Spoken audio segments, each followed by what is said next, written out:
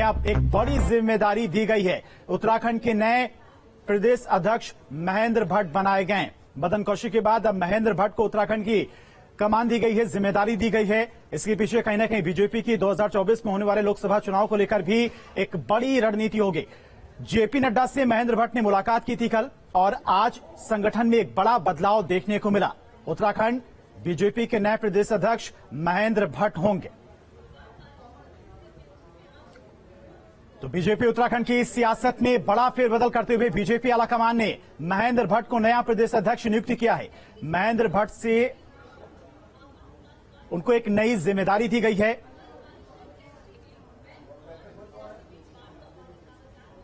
और महेंद्र भट्ट से खास बातचीत की है संवाददाता सुरेन डसीला ने।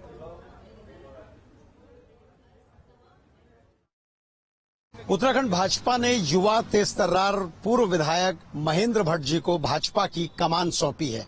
महेंद्र भट्ट जब राज्य बना था तो भाजपा युवा मोर्चा के अध्यक्ष थे और अब जब राज्य 22 साल का हो चुका है तो अब उनको भाजपा प्रदेश की कमान दी गई है। महेंद्र भट्ट जी, पहले तो आपको बहुत बहुत बधाइयां। बड़ी बात यह है कि इस बार तमाम कयास लग रहे थे कौन नया प्रदेश अध्यक्ष होगा। आप, क्योंकि आपका नाम उन नेताओं में है जो गुटबाजी में शामिल नहीं होते, जिनका कोई गुट नहीं है, या यूं कहूं दिल्ली में गॉडफादर भी नहीं है। तो आपको लगता है कि आलाकमान ने काम देखकर और जिस तरीके का आपका रवैया रहा है, जिस तरीके का आपका जुझारूपन रहा है, ये सब चीजें देखकर मोहर लगाई? देखिए, मैं अपने केंद्रीय नेतृत्व का हृदय से आभारी हूं कि मुझे ऐसे छोटे कार्यकर्ता को और ये बहुत बड़ी जिम्मेदारी मुझे दी है, इस विश्वास के साथ कि मैं पार्टी की इस गति को और आगे बढ़ाऊं और भविष्य के अंदर जो भी चुनौतियां हमारे सामने राज्य के अंदर हों, सत्ता दल होने के नाते कार्यकर्ताओं के बीच सामंजस्य बनाना, स्थापित करना हो, उन सब काम के लिए मैं प्रतिदिन और रात दिन मेहनत करूंगा। कार्यकर्ता संगठन को आगे बढ़ाने का विस्तार के रूप में हम लोग काम करेंगे और मैं हृदय से अपने राष्ट्रीय अध्यक्ष नड्डा जी का, अपने प्रदेश के माननीय मुख्यमंत्री जी का, पूर्व अध्यक्ष मदन कौशिक जी का, हमारे सभी पूर्व मुख्यमंत्री जी का, हमारे सभी सांसदों का मैं हृदय की गहराइयों से बहुत बहुत आभार व्यक्त करता हूँ। इस कार्यकर्ता पे आपने इतना बड़ा विश्वास रखा है। भाई साहब, अगर देखा जाए तो आप क्योंकि युवा मोर्चा से आए और मुख्यमंत्री जी युवा मोर्चा से, दोनों पुराने अध्यक्ष, आज दोनों एक संगठन की कमान संभाल रहे, एक सरकार की, दोनों की जोड़ी कैसी रहेगी? और जो अक्सर कहा जाता है कि तालमेल नहीं हो पाता, वो कैसा हो? नहीं, ऐसा नहीं है। पुष्कर जी और हम तो आज के नहीं, बहुत पहले से हम मित्र हैं और मुझे पुष्कर जी मुख्यमंत्री में बहुत खुशी हुई क्योंकि आखिर युवाओं को एक अवसर देने का काम देश के नेतृत्व, हमारे नेतृत्व ने किया है और मैं कह सकता हूं कि बहुत अच्छा तालमेल आपको दिखाई देगा। और क्योंकि दोनों ने मिलकर काम करना है, दोनों का लक्ष्य एक है, उस लक्ष्य की प्राप्ति के लिए हम दोनों सरकार और संगठन मिलकर काम करेंगे। और मैं विश्वासपूर्वक कह सकता हूँ भविष्य के अंदर जो थोड़ी बहुत चुनौतियां दिखती भी हैं, खासतौर पर संगठनात्मक दृष्टिकोण से अगर मैं बात करूंगा तो उनका भी समाधान निकालने का हम लोग प्रयास करेंगे।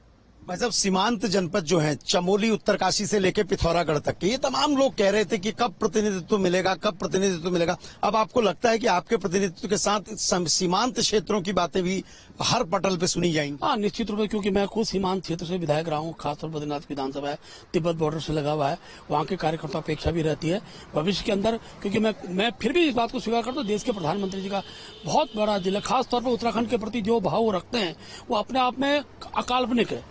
और हमें कह सकते हैं कि सीमांत क्षेत्र की दृष्टिकोण से उस क्षेत्र के विकास के लिए जिस स्तर पर मुझसे भी जो प्रयास करना होगा मैं भी करूंगा। और मुझे पूरा विश्वास है हमारा प्रदेश का नेतृत्व, केंद्रीय नेतृत्व सीमांत क्षेत्र के अंदर विकास की योजनाएं हो, हर प्रकार की योजना को निश्चित रूप से काम करेंगे। भट्ट जी, 2024 का चुनाव एक बड़ी चुनौती आपके लिए होगी। 2 बार 5-5 सीटें आप लोग जीत चुके हैं, लोकसभा में क्लीन स्वीप किया। इस बार प्रदर्शन कैसा होगा और इस चुनौती को कैसे लेंगे? देखिए, 2024 का जो हमारा चुनाव है वो निश्चित रूप से उसकी तैयारी में हम लोग लग गए हैं। अभी से पार्टी का चाहे प्रशिक्षण वर्ग हो, चाहे जिले के अंदर हमारे कार्यक्रम, हमारे कार्यकर्ता रात दिन हर चुनौती के लिए तैयार रहते हैं। और मैं विश्वासपूर्वक कह सकता हूं बहुत अच्छा उत्साह, पिछली बार से ज्यादा मतों से हम लोकसभा की 5 सीटें जीतेंगे। इसके लिए कार्यकर्ताओं को उत्साह भरने का काम मैं और माननीय मुख्यमंत्री साथ साथ लोग करेंगे। और मुझे पूरा विश्वास है हमारा जो प्रदेश का नेतृत्व है, पूर्व मुख्यमंत्री है, वर्तमान मुख्यमंत्री है, हम सब लोग मिलकर एकाग्र भाव से उस काम में लगेंगे और 2024 का चुनाव हम लोग बहुमत से जीतेंगे। सर, एक आखिरी सवाल, क्योंकि आपने ये कहा कि मैं एक सामान्य कार्यकर्ता हूं, लेकिन जब एक प्रदेश की जिम्मेदारी आपको दी तो राष्ट्रीय अध्यक्ष जी ने क्या कहा? बड़े नेताओं ने कुछ अपनी ओर से सुझाव या सलाह भी दी होगी, क्या कुछ कहा? देखिए, नेतृत्व से मेरा मिलना हुआ और क्योंकि मैंने अब आभार व्यक्त करने में जाऊंगा, लेकिन जो अपेक्षा मुझसे रखते हैं मैं कोशिश करूंगा अपेक्षाओं में खड़ा उतर सकूं। महेंद्र भट्ट जी 2002 में विधायक बने और आज पार्टी की कमान उनको सौंपी गई है।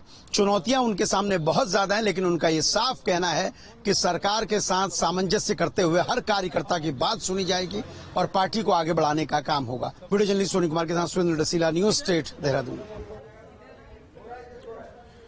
चलिए आगे बढ़ते